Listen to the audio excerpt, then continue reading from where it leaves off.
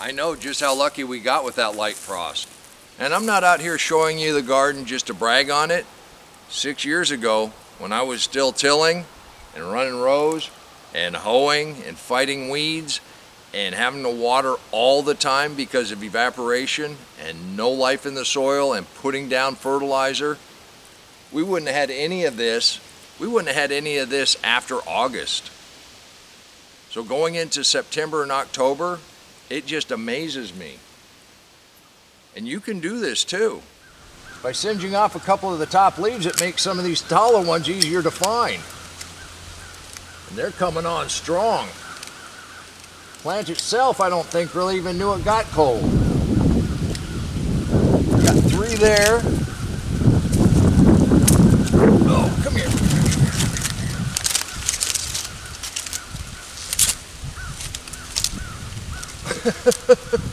That should have come off yesterday. But 3 more there.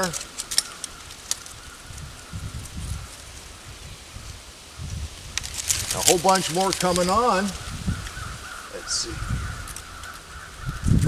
Got 1 here. If you know you got a light frost coming, it's really worth the effort to try to save some of your produce.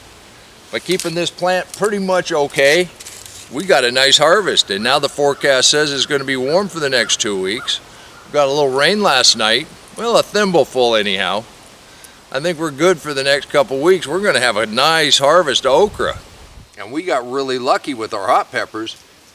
Instead of pruning them all back, putting them in containers and bringing them into the house, took a chance. Well, we kind of got forced into taking a chance, but by covering them, and you know, we took everything red right before it looked like it was going to frost.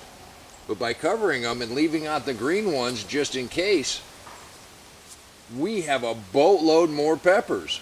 And we did get some leaf damage, but with the kind of plants that you can go ahead and prune, I don't think it hurt it that bad. I mean, we've got little flowers coming on right now. So if the forecast holds, we ought to be able to have peppers well into November. Now, I'm not going to say it was all okay. Our little serrano here, I don't know. This one got frozen pretty good underneath the one plastic. We'll see what we get. I found a recipe for some hot blueberry jelly, and I think we have some great candidates to go into that. We'll be doing that in the future. I hope you join me for that. But if you planted and it's warm, or you got wind, or it's cold, because the cold actually saps the moisture more than the heat does, make sure you keep those seeds watered. If you're worried about your bales as far as cold frames or using it as mulch, just set these off to the side for a little while. Put a little water on them. If you get things that start growing, you can be pretty confident you don't have a lot of chemicals in there. And this is actually the most exciting. We might actually get a loofah. You look at some of your plants and the way they react to pruning.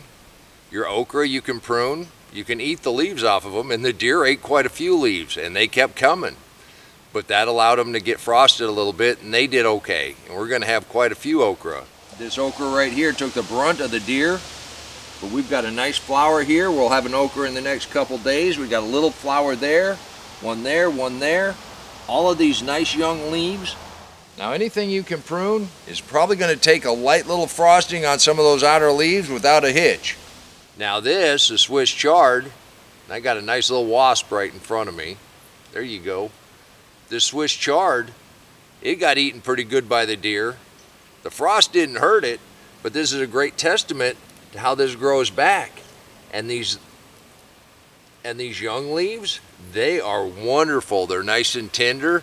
Now that they've been out here in the cool, they're going to be even sweeter. And we did look at the peppers. They're kind of like the tomatoes. As you prune them, they go ahead and branch out, just like the basil. And we cleaned some basil up just the other day. And I think I'm going to try this, see if the frost made it cooler.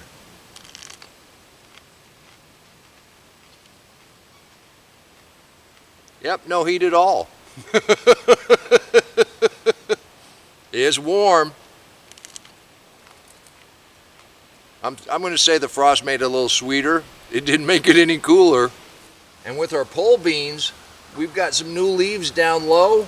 Some of the higher stuff did get bit pretty bad, but we've got little flowers coming on in here.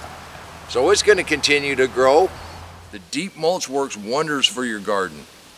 I work so much less and I have so much more. Sometimes change is hard, but the results speak for themselves, and you can do this too. Until next time, take care of yourself, take care of your family, and God bless you.